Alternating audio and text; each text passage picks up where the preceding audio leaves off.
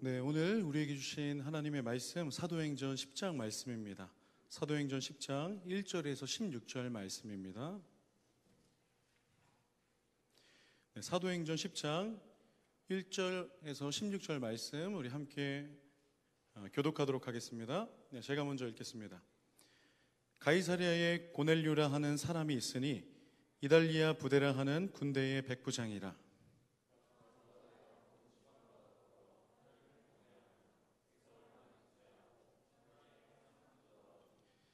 하루는 제9시쯤 되어 환상 중에 밝히 봄에 하나님의 사자가 들어와 이르되 고넬료야 하니,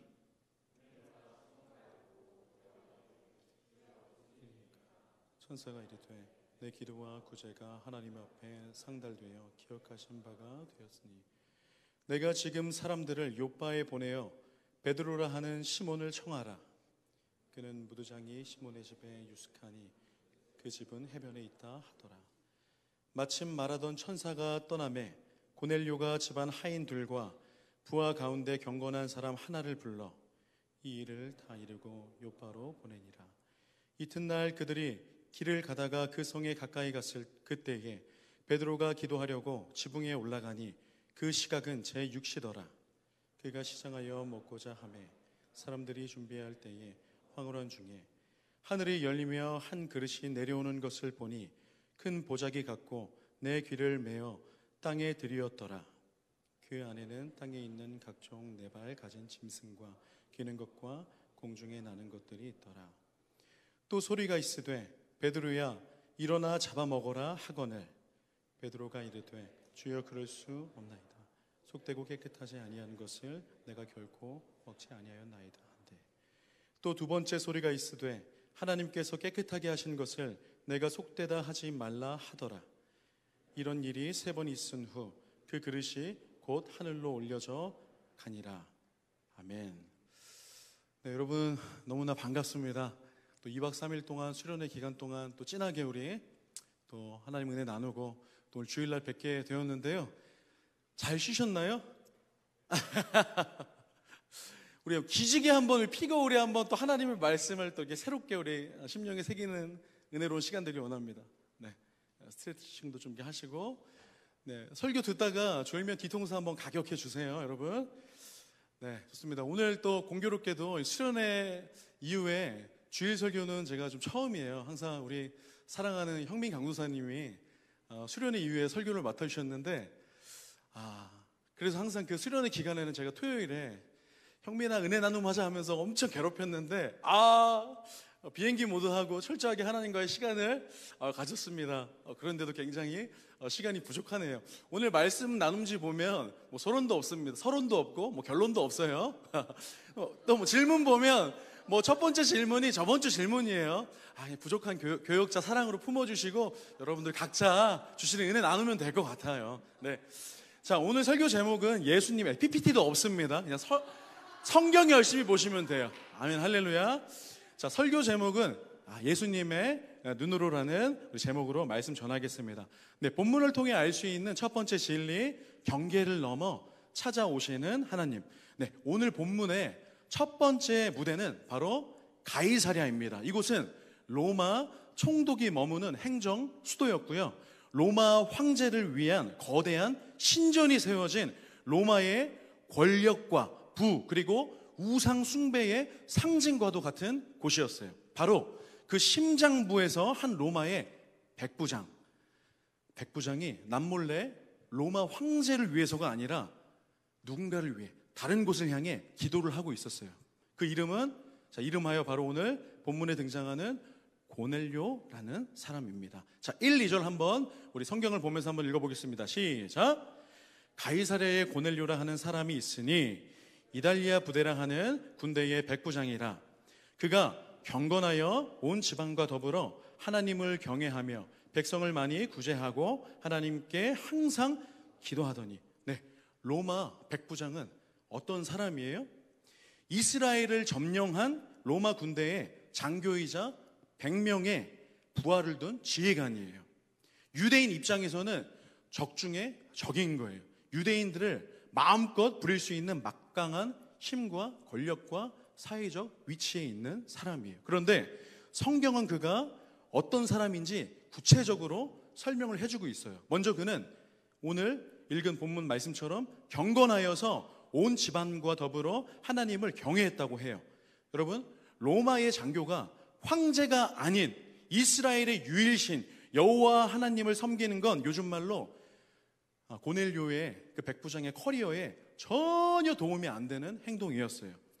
자칫하면 불이익을 당할 수도 있었어요. 목숨을 건 용기와 결단이 필요했어요. 그런데 그는 또 혼자 믿은 것이 아니라 가족 전체를 설득해서 함께 하나님을 섬기는 영적인 가장이었어요. 경건하여 온 집안과 더불어 하나님을 경외했다.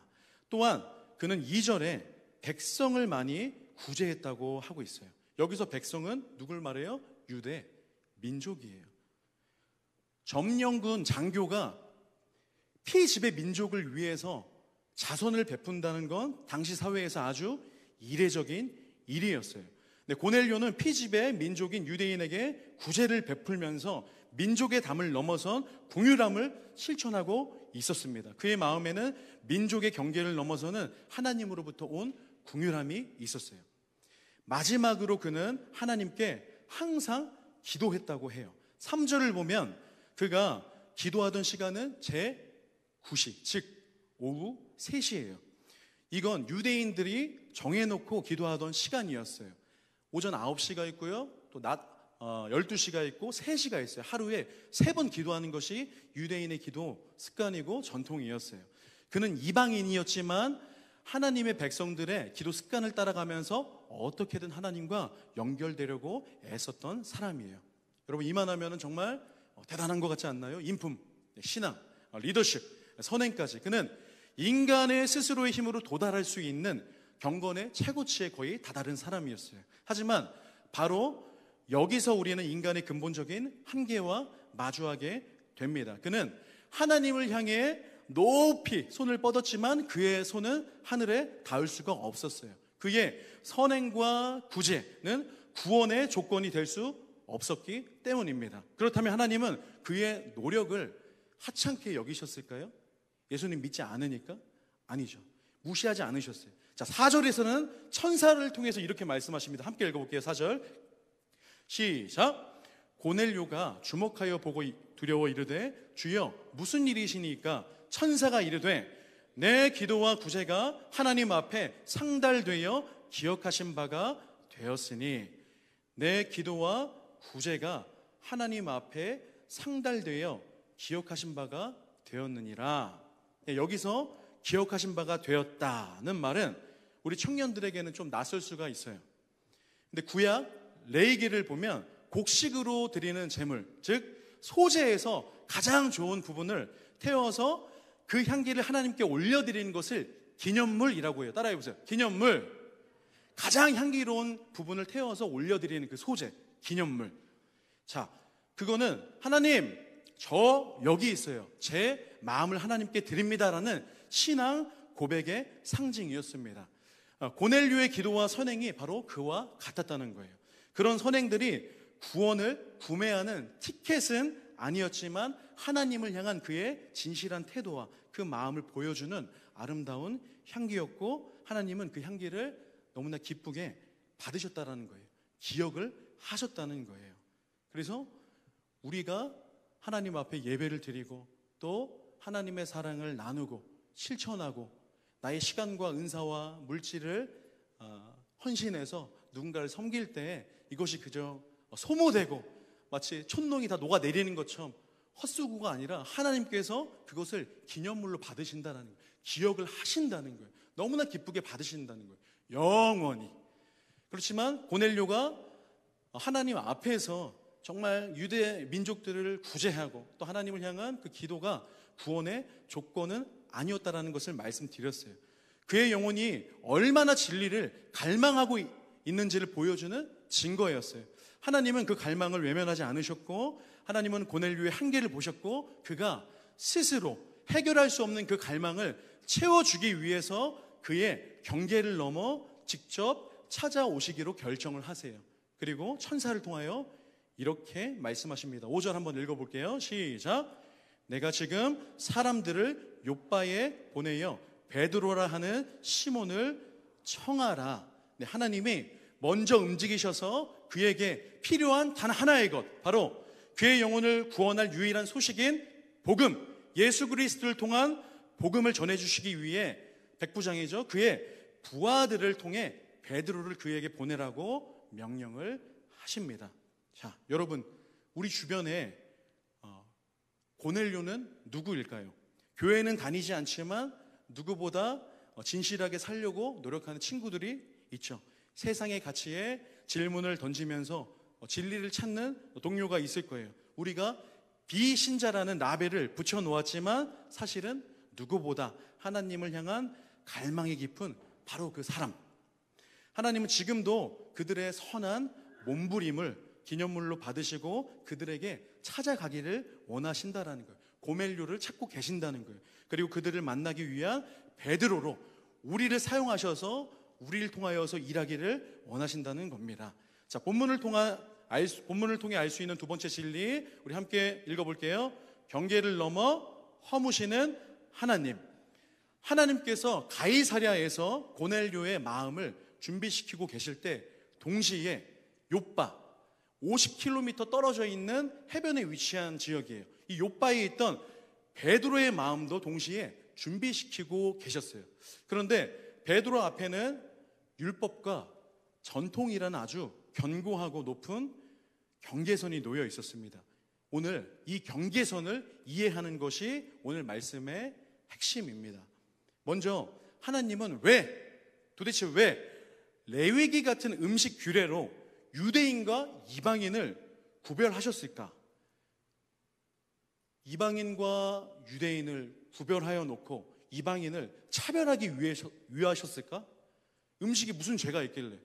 주원아, 그치? 음식이 도대체 무슨 죄가 있길래? 왜 음식으로 차별을? 기분 나빠요, 안 나빠요? 기분 안 나빠요? 미안해요. 그것은 차별이 아닙니다. 그건 마치 외부의 오염으로부터 아기를 보호하는 영적인 인큐베이터와 같아요. 이 음식 규례가 레위기 조항에 있는, 온 세상이 우상 숭배와 죄악으로 가득할 때 하나님은 이스라엘이라는 작은 민족을 그 인큐베이터 안으로 보호하시고 그들에게 거룩함이 무엇인지 가르치시고 장차 온 세상을 구원할 메시아를 보내기 위한 거룩한 통로로 준비시켰던 거예요. 그래서 아브라함을 통하여서 이스라엘 민족을 이루시고 하나님 나라의 백성으로 이들을 지키시고 훈련시키셔서 온 열방을 향한 복음의 빛을 비추기 위해서 이들을 영적인 인큐베이터 안에서 보호하시고 지키시고 훈련을 시키시는 거예요. 그러나 그 언약 밖에 있었던 이방 민족들 중에서도 하나님을 믿고 돌아오는 자들이 있었다는 거예요. 절대 차별을 위해서 이런 율법들, 규례들을 하나님께서 제정하신 게 아니란 겁니다. 자, 이제 막 태어난 하나님께서 당신의 공동체가 얼마나 순결하기를 원하시는지 초대교회 때도 분명하게 나타나요. 여러분, 사도행전 5장 아나니아와 삽비라 사건 기억하시나요? 기억하시죠? 그들이 헌금의 일부를 감추고 마치 전부를 바친 것처럼 거짓말을 해요. 사람 앞에 거짓말이 아니라 하나님을 속여요. 하나님께 거짓말을 해요. 그때 하나님은 그 죄를 아주 엄중하게 심판을 하십니다. 왜 그렇게까지 하셨을까요? 이제 막 태어난 교회가 세상의 거짓과 위선에 오염되지 않도록 그 순결함을 지키시기 위한 하나님의 아주 단호한 조치였어요. 그 결과 어떻게 되었어요? 교회의 거룩한 두려움이 임하고 순결한 공동체가 되니까 오히려 그 모습을 보고 진실한 믿음을 가진 사람들이 자석처럼 이끌려 오는 역사가 일어났어요. 저기는 무서워. 하나님 심판하셨어. 저기 절대 가지 말아야지. 이게 아니에요. 오히려 하나님의 심판을 통하여서 거짓되고 음란하고 위선적인 부분들을 하나님께서 도려내시는 초대교회의 그 역사 가운데 오히려 그 순결한 공동체가 구원받을 성도들을 자석처럼 이끌어내는 역할을 했다라는 거예요. 그렇게 하나님께서 공동체를 훈련시킨다는 거예요. 베드로는 바로 이 교회의 순결함, 거룩함이라는 가치를 목숨처럼 지키려 했던 사람이에요. 그런 그가 지금 어디에 있죠? 9절 한번 읽어볼게요. 자, 시작. 이튿날 그들이 길을 가다가 그 성에 가까이 갔을 때 그때에 베드로가 기도하려고 지붕에 올라가니 그 시각은 제6시더라. 근데 성경은 그가 기도하러 지붕, 죄송해요, 지붕. 잠을 못 자서. 지붕에 올라갔다고 해요. 당시 이스라엘 집들의 평평한 지붕은 시끄러운 집안을 피해서 조용히 하나님을 만나고 기도할 수 있는 기도 공간이었어요. 시간은 제6시, 우리 시간으로는 낮 12시에 해당하는데 유대인들이 기도하는 시간이었습니다. 그런데 여기서 정말 놓쳐서는 안 될 중요한 특징을 발견할 수가 있어요. 자, 우리 6절 한번 읽어볼까요? 자, 시작. 그는 무두장이 시몬의 집에 유숙하니 그 집은 해변에 있다 하더라.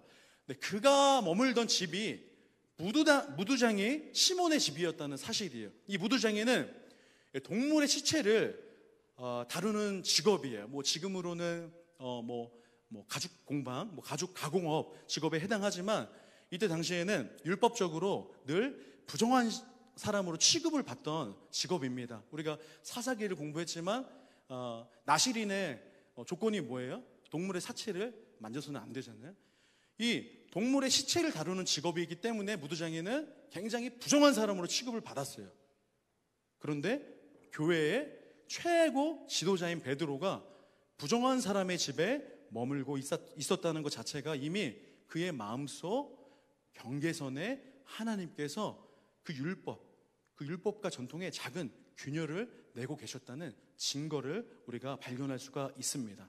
바로 그때 베드로 앞에 놀라운 광경이 펼쳐집니다. 우리 10절에서부터 12절 함께 읽어볼게요. 시작. 그가 시장하여 먹고자 하매 사람들이 준비할 때에 황홀한 중에 하늘이 열리며 한 그릇이 내려오는 것을 보니 큰 보자기 같고 내 귀를 메어 땅에 들이었더라. 그 안에는 땅에 있는 각종 네 발 가진 짐승과 기는 것과 공중에 나는 것들이 있더라. 상상을 해봅시다. 하늘이 열리고 거대한 보자기 같은 것이 내려오는데 그 안에는 그가 평생 부정하다고 여겼던 피해왔던 온갖 짐승들이 다 뒤섞여 있는 거예요. 땅에 있는 온갖 네 발 가진 짐승, 기는 것, 공중에 나는 것들이 다 그 안에 있었어요. 이건 그냥 단순한 동물원이 아닙니다. 베드로의 눈에는 율법에 따라 정결한 짐승, 소, 양, 부정한 짐승, 돼지, 낙타, 꿈틀거리는 파충류, 징그러운 벌레, 요즘 러브버그, 그리고 독수리 같은 부정한 새들이 아무런 구분 없이 뒤죽박죽 섞여 있는 거예요. 그야말로 혼돈 그 자체였을 거예요. 평생을 구별된 삶을 살아온 그에게 쳐다보기만 해도 속이 울렁거리는 끔찍한 광경을 보았습니다. 그 환상 중에 바로 그때 그 모든 동물의 소음을 뚫고 그의 인생을 뒤흔드는 충격적인 음성이 들립니다. 자, 베드로야 일어나 잡아 먹어라. 여러분, 하나님은 왜 하필 음식으로 베드로의 이 편견을, 이 경계를 깨려고 하셨을까요?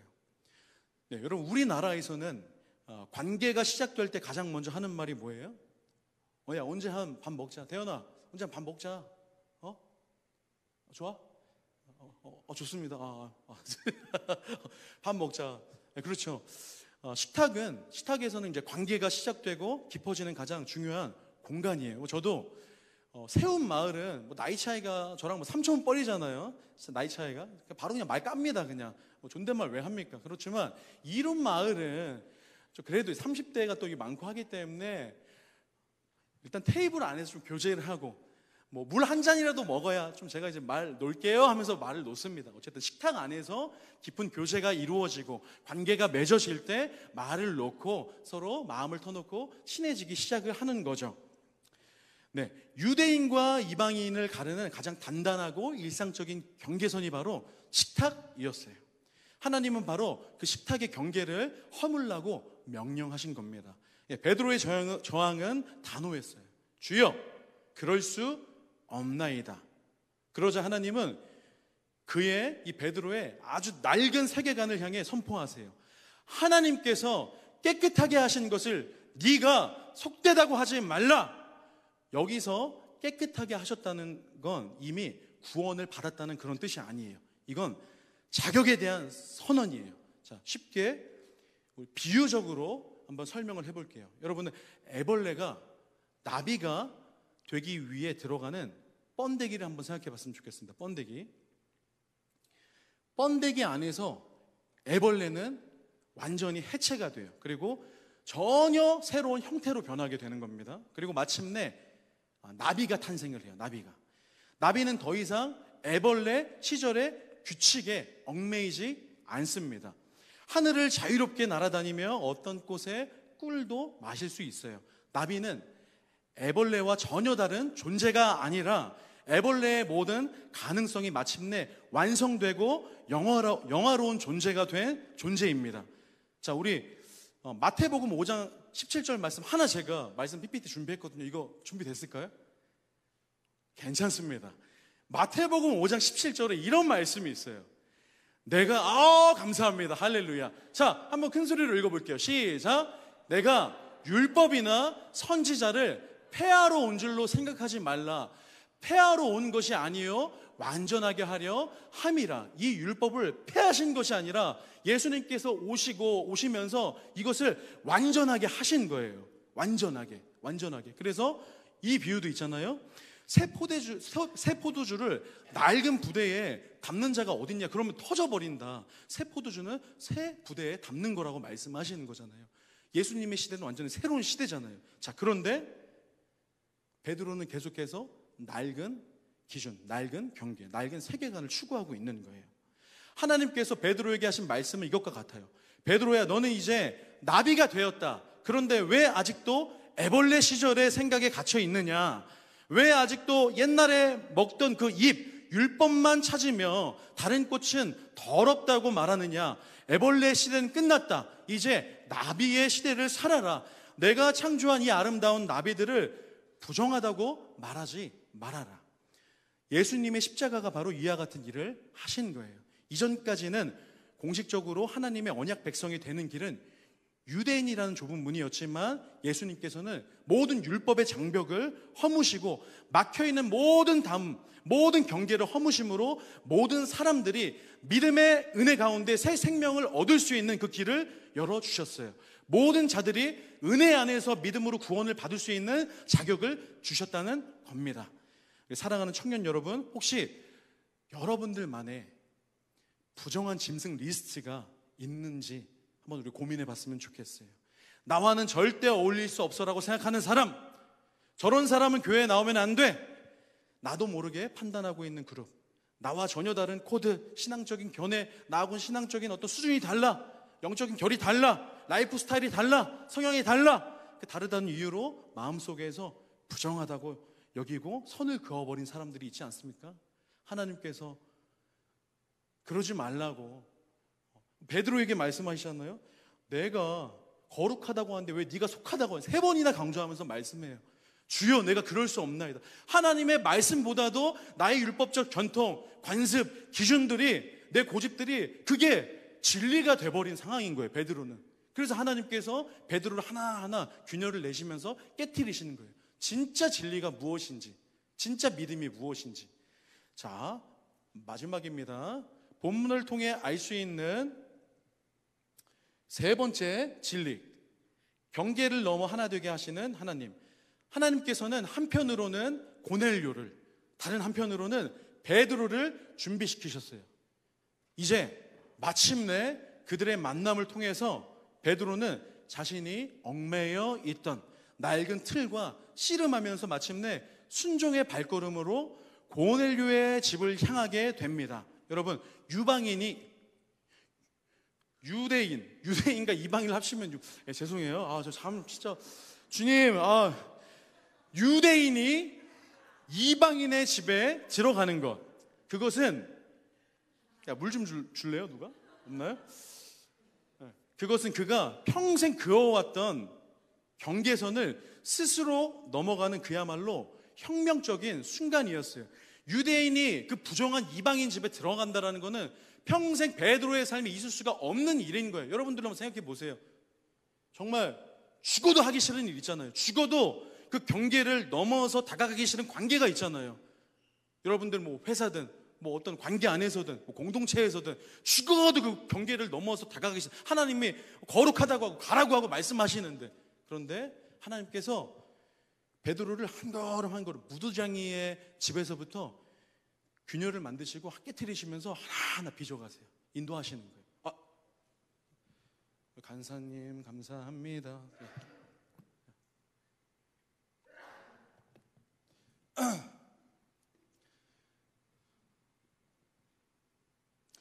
네, 그는 자신을 기다리는 수많은 이방인들의 얼굴을 보면서 그제야 하나님의 큰 그림과 섭리를 이해하고 보게 되는 거예요.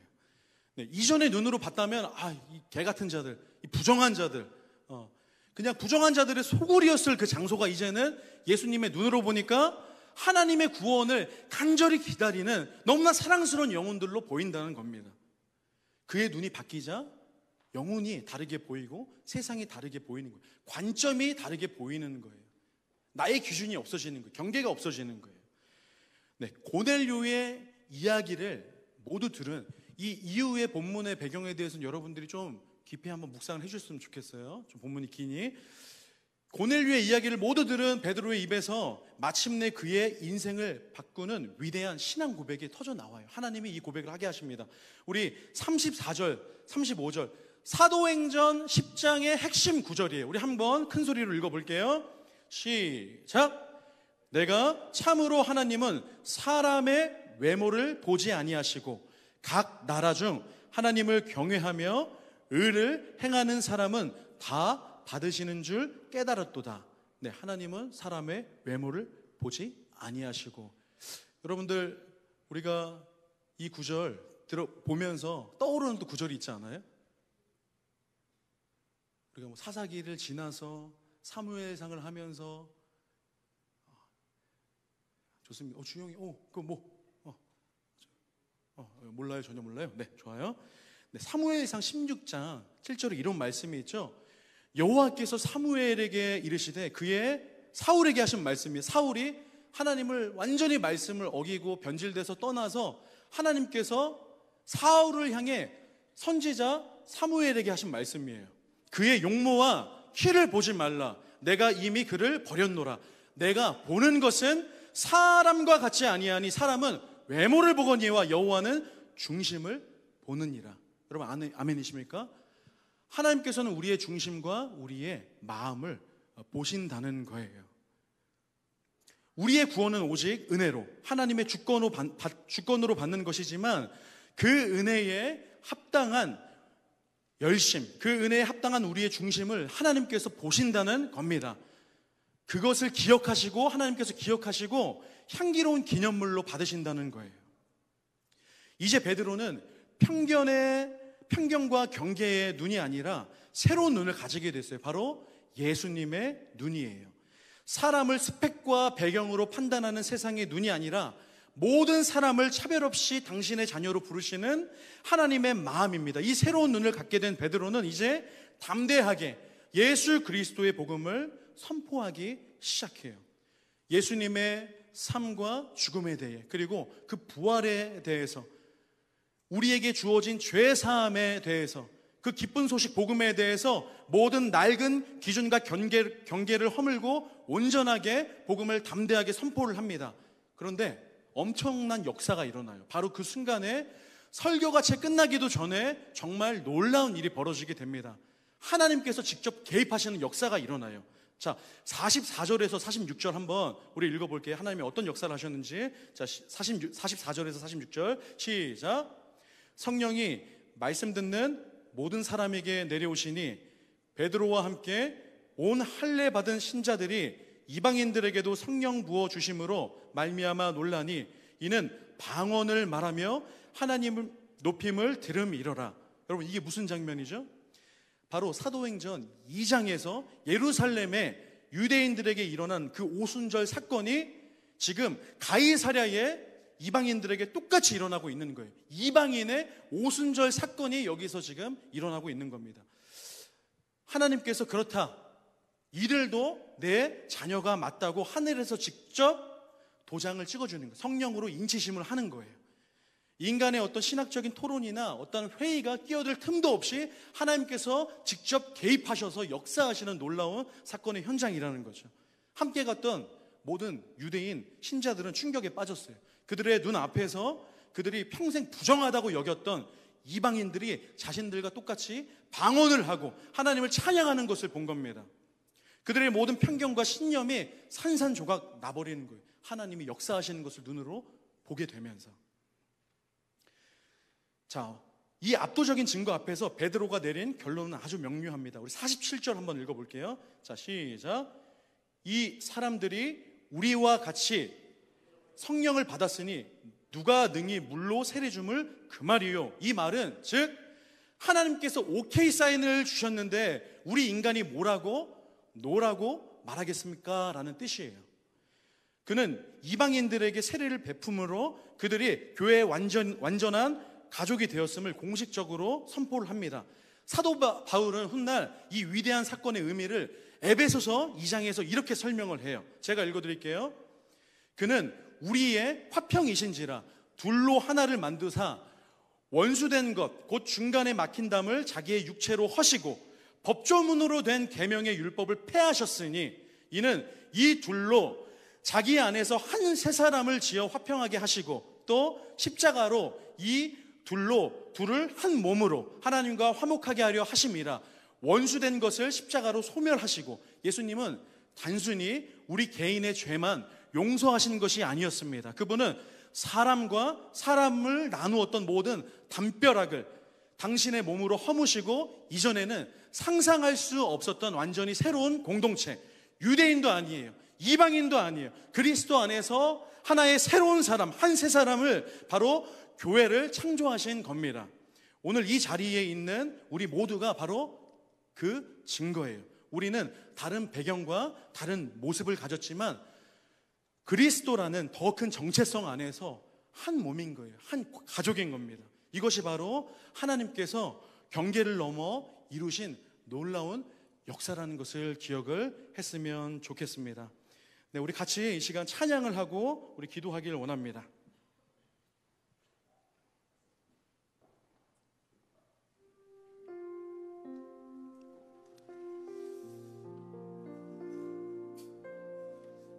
자, 우리 말씀을 좀 기억하면서, 제가 수련회 때도 이 찬양을 하기 전에 말씀드렸지만 그렇게 예수님 믿는 자들을 괴롭히고 핍박하던 자신만의 기준과 고집과 경계를 가진 사도 바울도 예수 그리스도의 사랑을 만나고 예수 그리스도 그 자체를 만나고 보는 눈이 바뀌었죠. 진리를 선포하죠. 눈과 입과 손이 바뀌어요. 예수 믿는 자들을 괴롭히던 자들을 향한 발걸음이 예수님 믿지 않는 어둠 안에 있는 자들을 구원하려고 목숨을 다해서 그 발걸음의 그 궤도를 수정해서 하나님 앞에 충성을 합니다. 베드로도 마찬가지. 율법과 관습과 편견과 자기의 거룩함 안에 갇혀가지고 이방인들을 개처럼 여기던, 갈라디아 2장에서도 베드로가 안디옥에서 이방인들과 식사를 해요. 그런데 그 식사하는 공간 안에 유대인들이 돌아오니까 바로 이렇게 빠져나가서 도망가더라고요. 왜? 부끄러우니까. 남들의 시선이 부끄러우니까. 여러분들, 이 찬양을 할 때 정말 예수님의 눈으로 나를 보게 하시고 예수님의 눈으로 영혼을 보게 해달라는 그런 간절한 마음으로, 그렇게 해야만 우리가 비로소 예수님을 진실하게 사랑할 수 있습니다. 우리 함께 새로운 찬양이지만 함께 고백해 볼게요. 예수님의 눈으로, 예수님의 눈으로 그들을 보게 하소서. 예수님의 손으로 그들을 섬기도록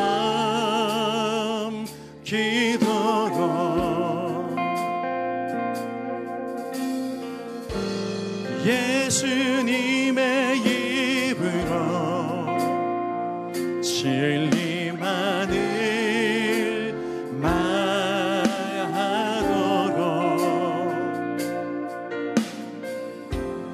예수님의 발로서 땅 끝까지 달려가도록 내가 주님을 사랑한다는 고백이 거짓이 되지 않도록 내가 그들을 사랑한다는 고백이 진실이 되게 하소서. 세상 끝까지 주 전하리란 고백이 거짓이 되지 않도록 내 눈에 주의 사랑 채우사 변화시켜 주소서. 우리 다 함께 일어나서 우리 고백하길 원합니다. 예수님의 눈으로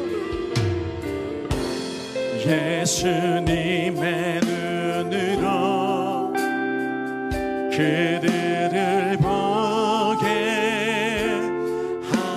하소서. 예수님의 손으로 그들을 섬기도록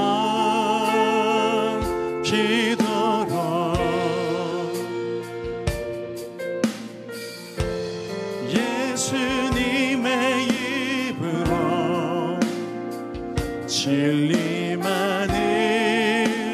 말하도록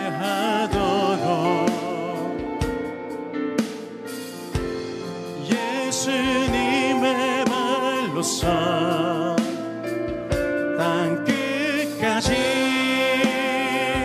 달려가도록 내가 주님을 사랑한다는 고백이 거짓이 되지 않도록 내가 그들을 사랑한다는 고백이 진실이 되게 하소서. 세상 끝까지 주 전하리란 고백이 거짓이 되지 않도록 내 눈에 주의 사랑 채우사 변화시켜 주소서.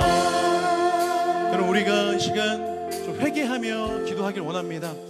네, 교역자인 저부터 좀 회개하길 원해요. 사실 이번 수련회가 준비를 하면서 준비팀 정말 열심히 고생하더라고요. 잠도 못 자고. 그리고 또 찬양팀 언제나 그랬듯이 자신의 시간과 에너지, 은사를 다 들여서 너무나 열심히 준비를 하더라고요. 준비 기도회를 하는데 그 어린 청년들이 그 자리를 다 메워가지고 너무나 열심히 기도하더라고요. 차도 없는데, 날씨도 너무나 더운데. 한편으로는 열심히 이 모임에 참여하지 않는, 이렇게 열심히 청년들이 섬기는데 마음을 같이 하는 청년들이 밉더라고요. 정말. 그런데 하나님 앞에 곰곰이 생각하고 기도하는데 이것이 얼마나 제 안에 편견이고 또 경계이고 교만인지 그것을 깨닫고 좀 회개하는 시간을 좀 가졌습니다. 내 안에 사랑이 없었구나. 너무 편협하게 생각했구나라는 것을 먼저 교역자로서 회개하게 돼요. 이 시간 여러분들 같이 기도할 때 하나님은 여러분들의 마음을 보시고 그 중심을 보세요. 고넬료처럼 그 태도를 보신다는 거예요. 그래도 혹여나 정말 하나님 앞에 부끄러운 내 중심, 내 태도가 있다면 여러분들이 하나님 앞에 돌이키기를 원하고요. 그리고 여러분들 안에 혹여라도 내가 부정하게 여겼던 부정 리스트가 있습니까? 하나님 앞에 회개하십시오. 하나님은 우리가 미워하지 않기 위해서 그 경계와 담을 허물기 위해서 예수님을 십자가에 못 박게 하셨어요. 우리 회개하길 원합니다. 그래서 우리 공동체 안에 그 은혜에 합당한 열심이 있게 해주시고, 또 은혜에 합당한 예배가 있게 해주시고, 그 은혜에 합당한 찬양이 있게 해달라고, 그 은혜에 합당한 사랑이 있게 해달라고 우리 같이 회개와 간구로 나아갑시다. 기도하겠습니다. 하나님 아버지, 먼저 하나님 회개하며 나아갑니다. 아니, 너무나 고생한 청년들이 있는데 먼저 하나님 그들의 수고와 그들의 헌신, 하나님께서 향기로운 기념물로 받으셨음을 믿습니다. 아버지 하나님, 정말 우리가 함께 준비하고 함께 예배를 드리면서 하나님 편견이 생기지 않게 하시고 경계가 생기지 않게 하시고, 그럴 때마다 그리스도의 마음을 구하며 회개하는 저희들 되게 해주세요. 하나님 아버지, 정말 우리 안에 하나님이 거룩하다고 해주신 것을 속되게 여기지 않고, 하나님께서 우리에게 예수 그리스도로 막힌 담을 허물게 해주시고 원수를 허물어 주시고 새 한 사람이 되게 해주셨는데, 하나님 우리가 한 마음 한 뜻 되어서 사랑하게 하시고 예배하게 하시고 서로를 덮어주게 하는 공동체가 되게 하여 주시옵소서. 우리의 중심을 보시는 주님, 우리의 태도를 보시는 하나님 아버지, 고넬료와 같이 우리의 모든 삶의 중심이, 삶의 예배가 하나님 받으시는 향기로운 예물이 되길 원합니다. 하나님 받으시는 향기로운 예물이 되길 원합니다. 하나님 우리를 고쳐주세요. 예수님의 눈으로 보게 해주세요. 예수님의 입으로 말하게 해주세요. 예수님의 발로 걸어가게 해주세요. 예수님의 눈으로 나를 사랑하고 내 시체를 사랑하게 해주세요. 성령께서 역사하여 주시옵소서. 역사하여 주시옵소서.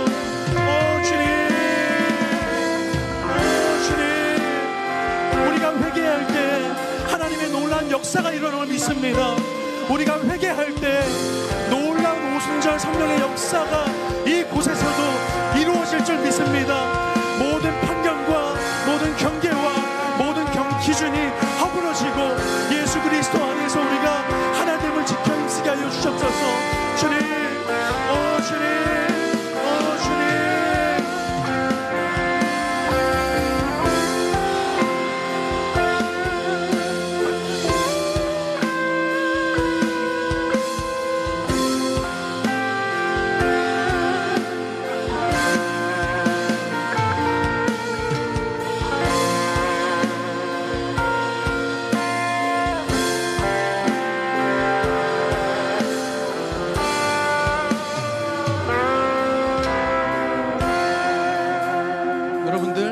기도할 때 여러분들의 비전을 놓고 좀 기도하기를 원합니다. 여러분들 이 중에서 학교 때문에, 진로 때문에, 또 직장 때문에 기도하고 계신 분들 계실 거예요. 근데 여러분들 고넬료를 한번 봤으면 좋겠습니다. 이스라엘 백성들을 괴롭히고 지배하는 그 위치에서 고넬료는 그들을 구제했어요. 그의 사회적 위치가 있었기 때문에 굉장히 위험했을 수 있었지만 그의 커리어가 중요하지 않았고 그는 하나님 앞에서 마땅히 해야 할 선을 베풀었습니다. 그래서 하나님은 고넬료가 그 유대인 민족에게 행한 그 구제, 그 선행을 아름다운 기념물로 향기로 받으셨다라고 기록을 하고 있어요. 여러분들 이 시간 기도할 때 여러분들이 고넬료와 같은 사람들이 되었으면 좋겠어요. 그래서 하나님께서 여러분들 한 사람 한 사람을 요셉처럼, 고넬료처럼, 다니엘처럼 학교로, 직장으로, 또 하나님 예비하신 곳으로 보내실 텐데 여러분들 준비하셔야 됩니다. 당장의 눈앞에 보이는 결과가 이루어지지 않았다고 해서 낙담하지 마세요. 그거는 믿음이 아니에요. 구별된 반응이 아니에요. 그건 좁은 길을 걸어가는 담대한 자의 용기가 아니에요. 여러분들이 지금 기도할 때 하나님께서 예비하신 길로 나를 인도해 주실 것을 믿습니다. 그곳이 어떤 곳이든 하나님을 신뢰하며 하나님만이 비전되는 길을 걸어가겠습니다. 담대하게 하시고 두려워하지 않게 하시고 요셉처럼 다니엘처럼 고넬료처럼 하나님의 영광을 위해 쓰임받는 내가 되게 하여 주시옵소서. 하나님의 비전을 허락하여 주시옵소서. 여러분들의 삶의 주인 되신 하나님을 바라보며 우리 기도하겠습니다. 주여, 하나님 아버지, 우리가 주저하지 않겠습니다. 낙담하지 않겠습니다. 우리의 비전은 하나님이십니다. 우리의 비전은 성공이 아닙니다. 우리의 비전은 돈이 아닙니다. 우리의 비전은 경제적인 자유가 아닙니다. 우리의 비전은 성공이 아닙니다. 우리의 비전은 하나님이십니다. 하나님, 우리를 깨워주시옵소서. 우리의 비전이 하나님 한 번만 되게 하여 주시옵소서. 하나님, 기도에는 실패가 없습니다. 예배에는 실패가 없습니다. 날마다 기도하며 하나님께서 사용하시는 곳에 마음껏 들어쓰시는 하나님의 영광을 위해서라면, 하나님의 영혼들을 위해서라면 그곳이 어디든 준비되고 쓰임받는 비전의 사람이 되기를 원합니다. 예수님의 눈으로, 예수님의 손으로, 예수님의 발로 주님을 사랑하는 그 길을 걸어가게 하여 주시옵소서. 하나님의 비전을 꿈꾸는 사람이 되게 하여 주시옵소서. 내가 주님을 사랑한다는 고백이, 내가 주님을 사랑한다는 고백이 거짓이 되지 않도록 내가 그들을 사랑한다는 고백이 진실이 되게 하소서. 세상 끝까지 주 전하리란 고백이 거짓이 되지 않도록 내 눈에 주의 사랑 채우사 변화시켜 주소서. 하나님, 감사합니다. 하나님, 우리의 외모를 보지 않으시고 우리의 어떠함을 보시지 않으시고 우리의 중심, 우리의 마음을 받으시고 기억하셔서 향기로운 기념물로 받으신다는 것을 말씀을 통하여서 배웁니다. 또한 하나님께서는 모든 편견과 기준과 경계를 허무셔서 예수 그리스도를 통하여 그 막힌 담을 허무사 우리를 무조건적으로 사랑하시고 주의 자녀 삼아주신 그 은혜와 사랑을 본문을 통하여서 기억하게 됩니다. 하나님, 오늘 말씀을 통하여서 우리 안에 있는 부정하다고 여겼던 경계와 기준과 권리, 우리 안에 율법, 우리 안에 전통과 그 관습을, 비기독교적인 그런 문화들을 하나님 허물어 주시고 오직 예수님의 눈으로, 예수님의 손으로, 예수님의 입술로 사랑을 말하고 진리를 말하고 하나님 공동체를 섬기고 이웃을 섬기고 세상을 섬기는 하나님 나라의 백성, 청지기가 될 수 있도록 하나님의 크신 복 가운데 인도하여 주시옵소서. 우리 귀한 청년들을 하나님 축복하여 주시옵소서. 감사드리며 예수 그리스도의 이름으로 기도합니다.